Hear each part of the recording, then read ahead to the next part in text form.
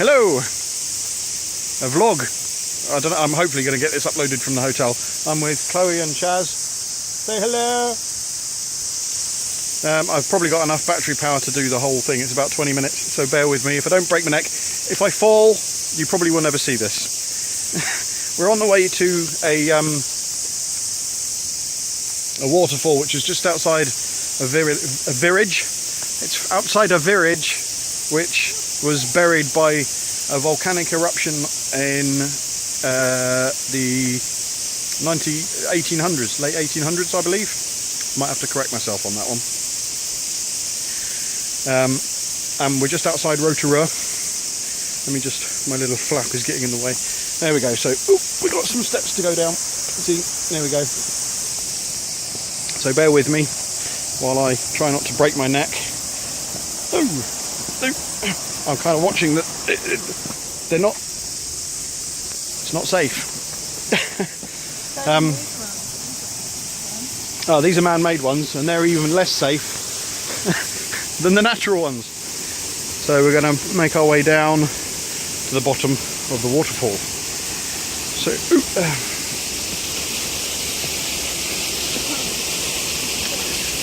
the chance of death is real.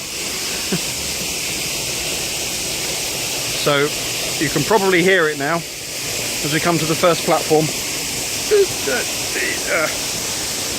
It's a bit of an overcast day, so the lighting isn't exactly brilliant, but we got there we go. Let's use that as a backdrop. Ta-da! Look at that bad boy.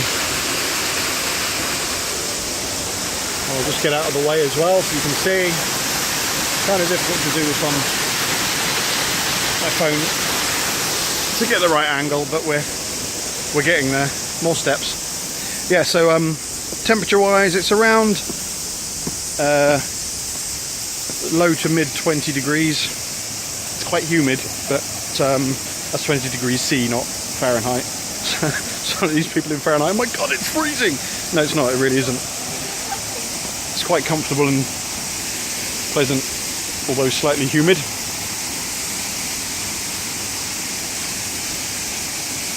Whew. So, continuing down. Ooh, hello. There's a bit more of the view of the waterfall there.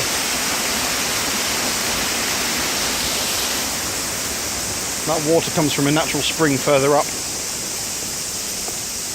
Now the whole,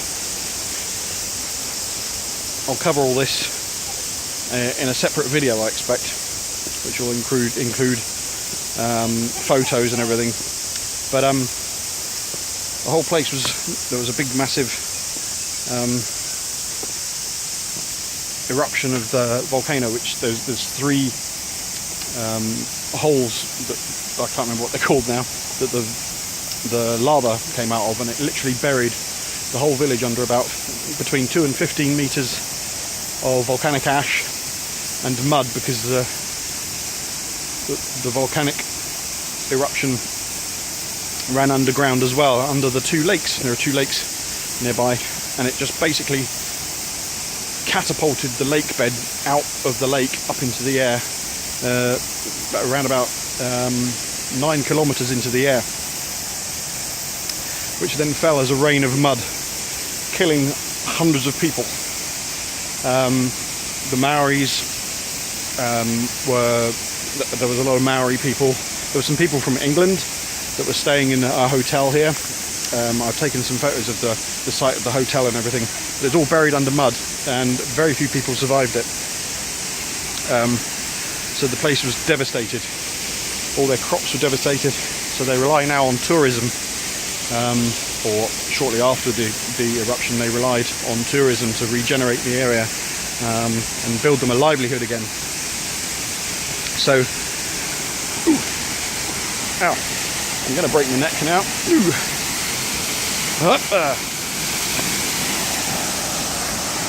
So I'll let you have a quick read of this bad boy.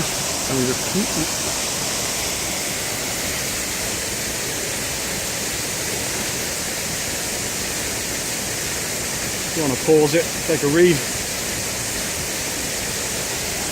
And welcome back. Try not to lose my guide, my map. I'm lost. So this. Hello. Pause for photograph. Try not to break my neck on the rocks here. Oh! How's about that? Look at that for a bad boy.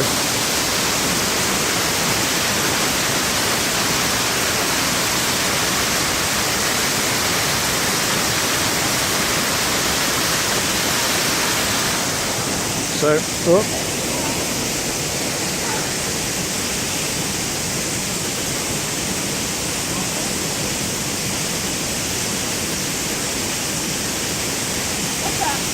Brief pause for a photo shoot. Paparazzi, quick. Now I'm going to get out of the way so they can continue taking photos. Oh, crap. Break my leg. Just twisted my ankle, but it's fine. After you. It's amazing. Outstanding. Look at that. Just simply stunning. You don't get anything like that in the UK. Might get a spout of some brown water coming out the side of a hill or something. So, what's the time? It's coming up to midday now. We've been out and about. We've done the majority. This is the last part of the village. Just going to change arms a minute. I'm getting a bit achy armed. Oh, and you can. That's my better side. Actually, it's not. I've got a massive bite there, a mosquito bite. But you know. So yeah, we've been up and about, we've had breakfast and all that sort of stuff. Had a relatively late start to the day, which is quite cool. It doesn't get dark here until about 9 o'clock-ish. So we're going down now to the base of the second part. Oh, yeah. There we go.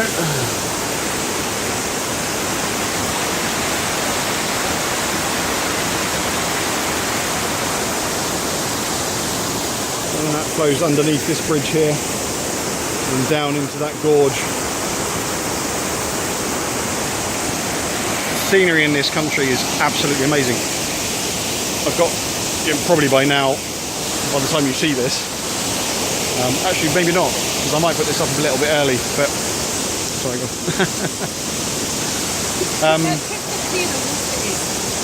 Yeah, the water here is absolutely crystal clear. You can see straight to the bottom, regardless of depth. So yeah, you'll probably see this before I get any of the photos of anything else out. Just wanted to use this as an upload, sort of like give you an idea of what we're doing on our travels. Because I'm due back in about 6 days. I land back in the UK, so. Trying to make the most of getting out and about and seeing the local areas around. We're just south of Auckland. We've travelled about 150 kilometres south of Auckland to Rotorua. We've had a fantastic time here. We've gone to a proper Maori village where I was taught to do the haka, which may or may not feature in a video. And oh god, these steps, I'm getting too old for this. And we had a big dinner there and as well, which was really cool. And now I'm trying to walk it all off. It's never going to happen, the amount I ate there. So yeah, we've tried to cram as much in as possible. After here, we're off to see the green and blue lakes. And then from there on, who knows where we're going to go. The luge. We're going to go up a cable car and we're going to go down the luge. If I go down the luge, I'll record it on my GoPro. And you can say, this is the point where Shad's lost his life. Because he was too busy holding onto his GoPro to hold onto the luge and he was catapulted down the side of the mountain. I haven't got my fittings or anything or straps or anything for the GoPro, so it'll have to be held in my hand, but that's by the by. So that's where I've just walked up. But the scenery, as I say, stunning. The beach. I've got some photos of where we were going for the wedding. The countryside, the coastal scenery is out of this world.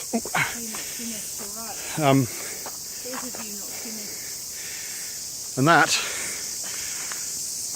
there we go, is worth the climb in itself, along with the waterfall. Hello. Sorry, we've only got 10 minutes to the top. So we've now got to go, there we go.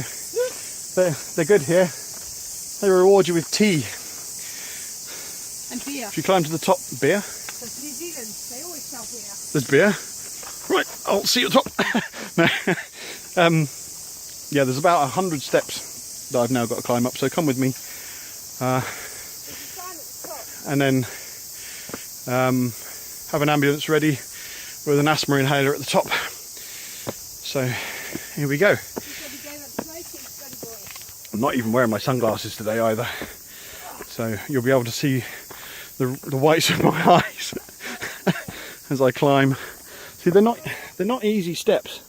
See that they're little tiny ones. They're not like man-made concrete steps. They're hewn into the rock and stoppered with wood to stop the dirt falling off them. But wow, holy shit! Look at that. I'll edit the swearing out, or maybe not. Again, it's just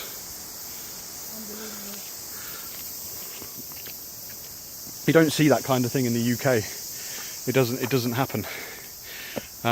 You see fields and it looks okay, but when you come to places like this where it's just untouched, hasn't been farmed to within an inch of its life, it hasn't been burned to the ground or logged or anything like that. I mean, there is logging here, but they keep it under control.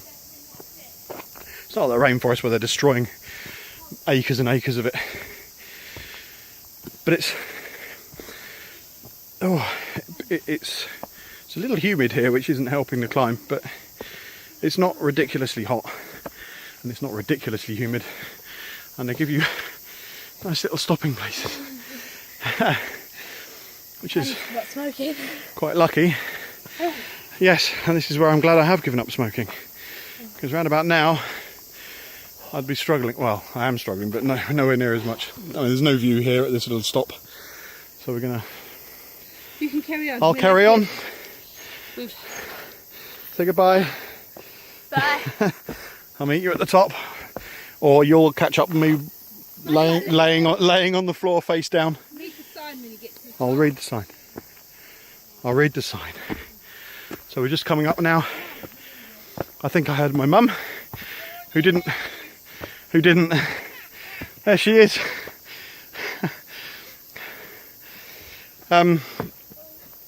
Yeah, we're on the last stop.